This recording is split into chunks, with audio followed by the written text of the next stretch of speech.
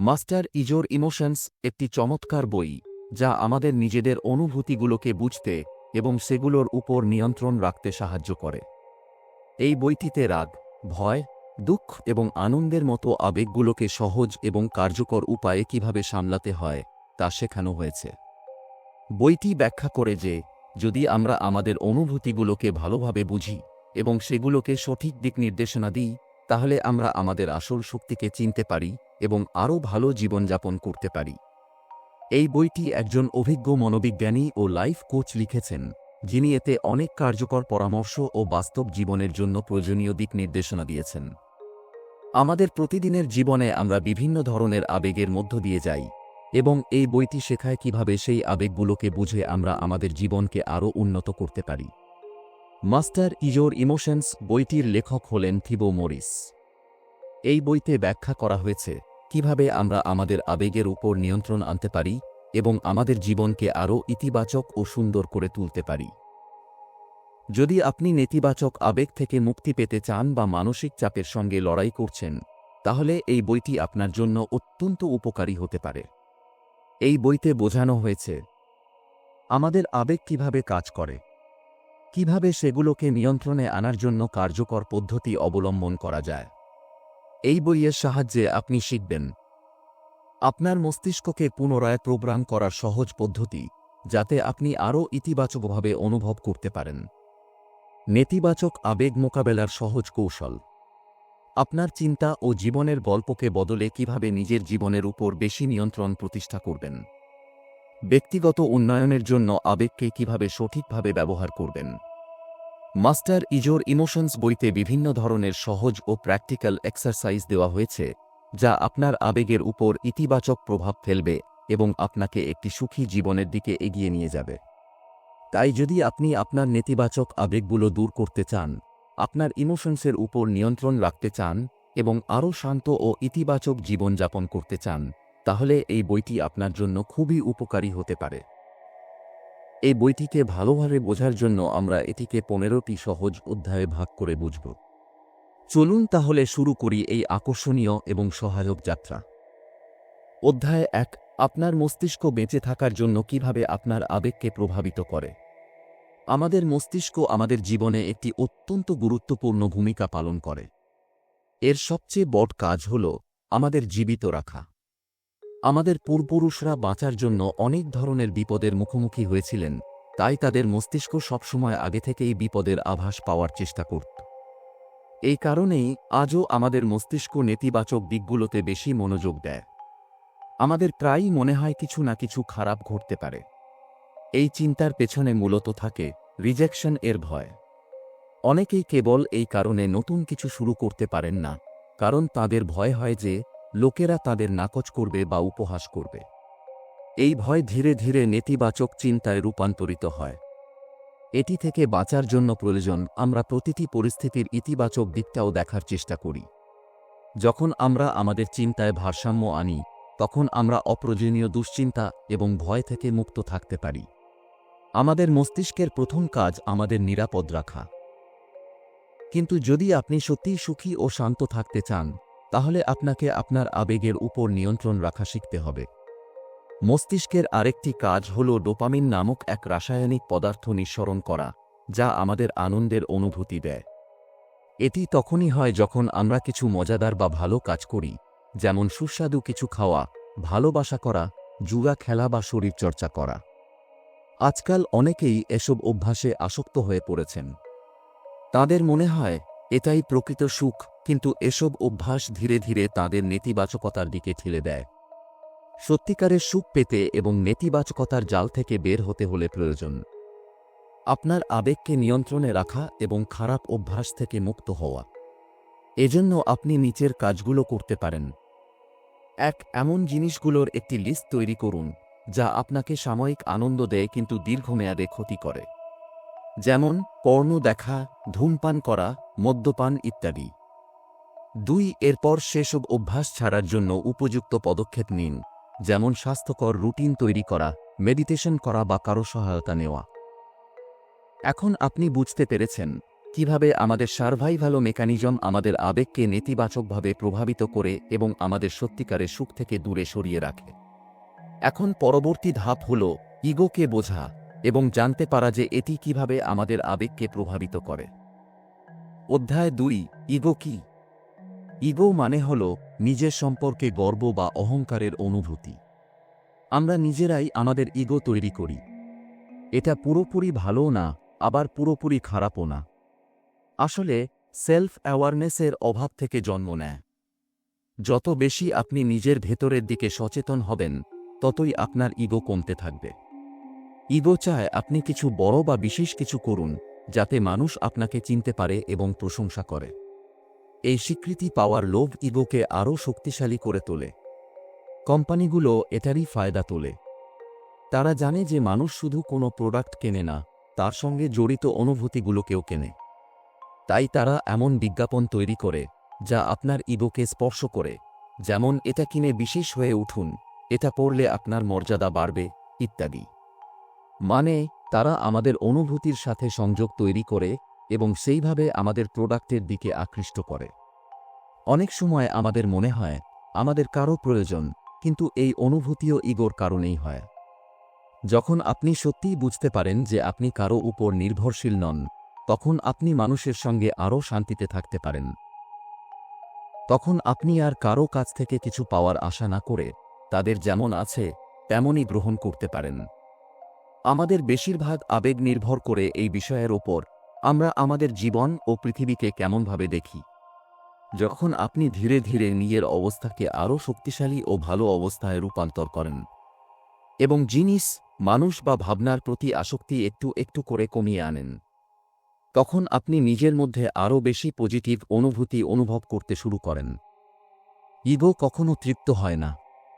এটা সব সময় কিছু না কিছু আরও চায়, আরও খ্যাতি, আরও সম্মান, আরও পরিচিতি। এই লোভের কারণেই আমরা কখনোই ভিতর থেকে মানসিকভাবে শক্তিশালী হয়ে উঠতে পারি না। যদি আপনি সত্যিই মানসিকভাবে দৃঢ় হতে চান, তাহলে আপনাকে ধীরে ধীরে নিজের ইগো কমাতে হবে।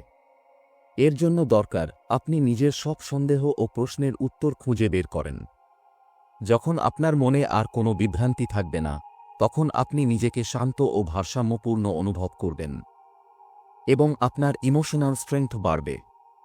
অধ্যায় 3, ইমোশনসের প্রকৃতি। আমাদের আবেগ প্রতিটি মুহূর্তে বদলে যায়।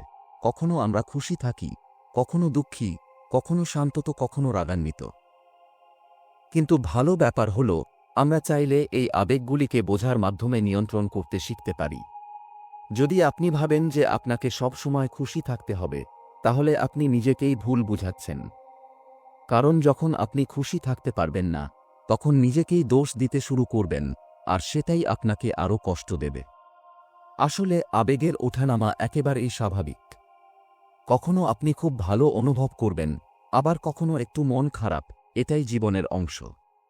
লেখক বলেন, নেগেটিভ ইমোশনস খারাপ নয়। আসলে কখনো কখনো এই আবেগগুলো খুবই উপকারী হয়। যেমন পাহাড়ে ওঠার আগে একবার নিচে তাকানো দরকার, ঠিক তেমনি দুঃখ বা কষ্ট আমাদের ভাবতে এবং বুঝতে শেখায়। বিশ্বের সবচেয়ে শক্তিশালী মানুষরাও মাঝে মাঝে ভেঙে পড়েন।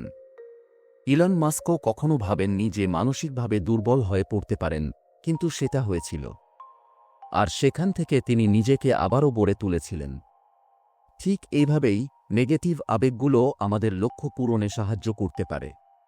যদি আপনি মন দিয়ে লক্ষ্য করেন এবং বোঝেন, তাহলে এই আবেগগুলো আপনাকে নিজের সম্পর্কে অনেক ভালো কিছু শিখিয়ে দিতে পারে। আপনার ইমোশনস আপনাকে দুর্বল করে না, বরং সংকটের সময় লড়াই করার শক্তি দেয়। আপনাকে শুধু এটুকু করতে হবে, যেসব জিনিস বা মানুষ আপনাকে কষ্ট দেয় সেগুলোর থেকে দূরে থাকুন। আর যেগুলো আপনাকে শক্তি আর আনন্দ দেয় সেগুলোর দিকে মন দিন। তাহলেই আপনি নিজের আবেগগুলিকে আরও ভালোভাবে, পজিটিভলি অনুভব করতে পারবেন। তাই যখনই আপনি কোনো নেগেটিভ আবেগ অনুভব করেন, সেটাকে এড়িয়ে যাবেন না। বরং বোঝার চেষ্টা করুন আসল সমস্যাটা ঠিক কোথায়। তারপর ভাবুন আপনি কি ভুল কোনো সিদ্ধান্ত নেবেন, নাকি শান্তভাবে ঠিক সিদ্ধান্ত নেবেন। যখন আপনি নিজের আবেগগুলোকে বুঝে নিয়ন্ত্রণ করতে শিখবেন, তখন আপনি যে কোনো সমস্যার মোকাবিলা করতে পারবেন। আর সেই সমস্যার মধ্যেও ইতিবাচক অনুভূতি খুঁজে পেতে পারবেন। এইসব আবেগের পেছনে কিছু নির্দিষ্ট কারণ কাজ করে, যেগুলো নিয়ে আমরা পরের অধ্যায়ে আলোচনা করব। অধ্যায় 4, ঘুমের আপনার মনের উপর প্রভাব। আমাদের ইমোশনস খুবই শক্তিশালী। এগুলোই ঠিক করে দেয় আমরা কি ভাবি, কি করি এবং অন্যদের সঙ্গে কেমন ব্যবহার করি। আমাদের বেশিরভাগ অনুভূতি আমাদের নিজেদের তৈরি, এবং ঘুমের অভাব এতে বড় ভূমিকা পালন করে। যখন আমরা পুরো ঘুম নিই না, তখন আমাদের মেজাজ খারাপ হয়ে যায়। আমরা সহজেই রেগে যাই, মন খারাপ থাকে বা বিরক্ত হয়ে যাই। এটা শুধু মেজাজের মধ্যেই সীমাবদ্ধ না, ঘুমের অভাব প্রাণঘাতীও হতে পারে। একটি গবেষণায় দেখা গেছে, যারা রাতে 6 ঘন্টার কম ঘুমান, তাদের 8 থেকে 9 ঘন্টা ঘুমানো ব্যক্তিদের তুলনায় 13% বেশি মৃত্যুর ঝুঁকি থাকে। আপনিও যদি কম ঘুমান, তবে এখন থেকেই ঘুম ঠিক করার জন্য এই সহজ উপায়গুলো অনুসরণ করুন। ভালো ঘুমের জন্য কিছু সহজ টিপস। ঘরের রং গা রাখুন। গবেষণায় দেখা গেছে, গা রঙের ঘরে ঘুম ভালো হয়। আপনি চাইলে গা পর্দাও ব্যবহার করতে পারেন। রাতে মোবাইল বা টিভি কম ব্যবহার করুন। স্লিপ ফাউন্ডেশনের মতে, স্মার্টফোন, ট্যাবলেট বা টিভির মতো জিনিস মস্তিষ্ককে সক্রিয় রাখে এবং ঘুমে ব্যাঘাত ঘটায়। ঘুমের সময় মস্তিষ্ককে শান্ত রাখুন। ঘুমোতে যাওয়ার আগে দুশ্চিন্তা বা কাজের কথা ভাববেন না। মাথাকে বিশ্রাম দিন। ঘুমানোর আগে বেশি পানি খাবেন না। ঘুমানোর প্রায় 2 ঘন্টা আগে বেশি পানি খাওয়া থেকে বিরত থাকুন, নয়তো বারবার উঠে যেতে হতে পারে। মনে রাখবেন, ভালো ঘুম শুধু আপনার শারীরিক স্বাস্থ্যের জন্য নয়, বরং আপনার মেজাজ, চিন্তাভাবনা ও অনুভূতির জন্য জরুরি। অধ্যায় 5, নিজের অনুভূতি বদলাতে নিজের শরীরকে ব্যবহার করুন। সোশ্যাল সাইকোলজিস্ট এমি কারি বলেছেন, আমাদের শরীর আমাদের মস্তিষ্ককে বদলে দেয়, আমাদের মস্তিষ্ক আমাদের আচরণকে, আর আমাদের আচরণ আমাদের ফলাফলকে। এই কথার মানে হল, আপনি যদি আপনার বডি ল্যাঙ্গুয়েজ এবং দাঁড়ানো বা বসার ভঙ্গি বা পোশ্চার বদলান, তাহলে আপনি আপনার ভাবনা ও অনুভূতির ধরনও বদলাতে পারেন। যখন আপনি খুশি বা কনফিডেন্ট থাকেন, তখন আপনি আপনার শরীরকে বেশি সম্মান দেন, যেমন সোজা হয়ে দাঁড়ানো, হাসা বা খোলামেলা কথা বলা। এতে আপনার ভেতরে আরও খুশি ও আত্মবিশ্বাস আসে। এমি কারি একটি গবেষণায় দেখিয়েছেন, যদি কেউ মাত্র 2 মিনিটের জন্য হাই পাওয়ার পোশ্চার নেয়, অর্থাৎ এমনভাবে দাঁড়ায় যেন সে আত্মবিশ্বাসে ভরপুর, তাহলে তার মধ্যে আত্মবিশ্বাসী ও শক্তিশালী মানুষের মতো গুণাবলী দেখা যায়। এই সময় শরীরের হরমোনের পরিবর্তনও লক্ষ্য করা গেছে। যখন মানুষ 2 মিনিট ধরে হাই পাওয়ার পোজ নেয়, টেস্টোস্টেরন, আত্মবিশ্বাস বাড়ানো হরমোন, 25% বেড়ে যায়। কর্টিসল, স্ট্রেস হরমোন, 10% কমে যায়। কিন্তু যখন মানুষ 2 মিনিট ধরে লো পাওয়ার পোজ নেয়, টেস্টোস্টেরন 10% কমে যায়, কর্টিসল 15% বেড়ে যায়। এর মানে কি? এর মানে হল, আপনি কেবল দাঁড়ানো বা বসার ভঙ্গি এবং মুখের অভিব্যক্তি বদলালেই নিজের মন ও অনুভূতিও বদলাতে পারেন। যদি আপনি নিজের সাথে বারবার বলেন, আমি কিছুই পারি না, তাহলে আপনি সত্যিই তেমনই অনুভব করবেন। কিন্তু যদি আপনি নিজের সাথে বলেন, আমি খুশি, আমি আমার স্বপ্নগুলো পূরণ করতে পারি, তাহলে আপনি সত্যিই নিজেকে আরও ইতিবাচক ও আত্মবিশ্বাসী মনে করবেন। প্রতিদিন ওয়ার্কআউট করুন। যদি আপনি প্রতিদিন অল্প হলেও ব্যায়াম করেন, তাহলে শুধু শরীরই ফিট থাকে না, মনের অবস্থাও ভালো থাকে। তাই প্রতিদিন অন্তত 10 থেকে 30 মিনিট পর্যন্ত কিছু না কিছু ব্যায়াম করুন, যেমন হাঁটা, দৌড়ানো, যোগব্যায়াম অথবা যেটা আপনার ভালো লাগে। আপনার শরীর, মন ও অনুভূতি সব একে অপরের সঙ্গে যুক্ত। যেমন হাঁটবেন, তেমনই ভাববেন। যেমন ভাববেন, তেমনই জীবন কাটাবেন। অধ্যায় 6, নিজের অনুভূতির উপর প্রভাব ফেলতে নিজের চিন্তাভাবনার ব্যবহার করুন। রাল্ফ ওয়াল্ডো এমারসন একবার বলেছিলেন, আপনি সেটাই হয়ে যান যা আপনি সারাদিন ধরে ভাবেন। তাই সব সময় সেই সব জিনিসই ভাবুন যা আপনি আপনার জীবনে পেতে চান। এটা করার জন্য আপনি মেডিটেশনের সাহায্য নিতে পারেন।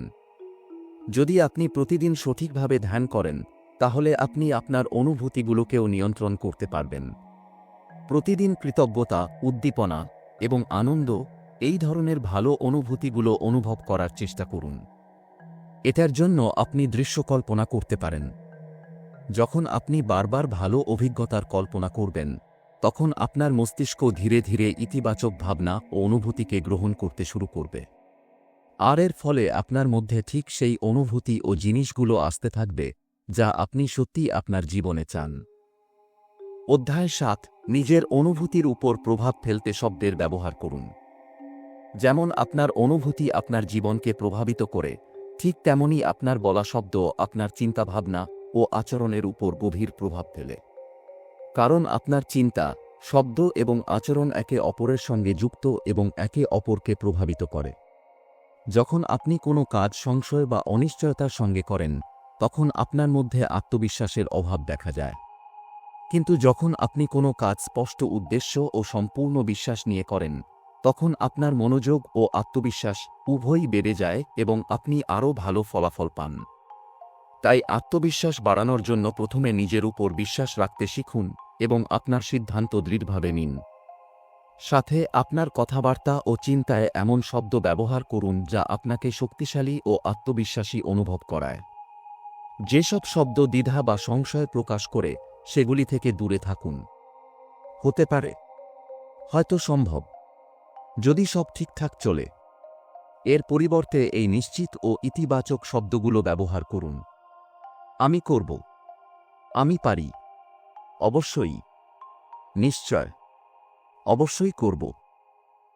এইভাবে ইতিবাচক শব্দ ব্যবহার করে আপনি আপনার ভাবনা ও অনুভূতিকে শক্তিশালী ও আত্মবিশ্বাসী করে তুলতে পারেন। অধ্যায় ৮, আপনার শ্বাস কিভাবে আপনার অনুভূতিকে প্রভাবিত করে।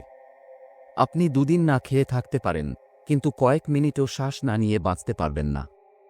তারপরও বেশিরভাগ মানুষ জানেন না সঠিকভাবে শ্বাস নেওয়া কতটা গুরুত্বপূর্ণ। ভুলভাবে শ্বাস নেওয়ার ফলে মানুষ নেতিবাচক অনুভূতির মধ্যে আটকে যায়। কিন্তু যখন আপনি ধীরে ও সঠিকভাবে শ্বাস নেন, তখন অনেক উপকার হয়, যেমন চাপ কমে যায় এবং মন শান্ত থাকে। Breathe walk, breathing your way to a revitalised body বইতে গুরুচরণ সিং খালসা এবং যোগী ভজন শ্বাস নেওয়ার কিছু উপকারিতা উল্লেখ করেছেন। আপনি যদি প্রতি মিনিটে ৮ বার শ্বাস নেন, তাহলে স্ট্রেস কমে এবং সচেতনতা বাড়ে।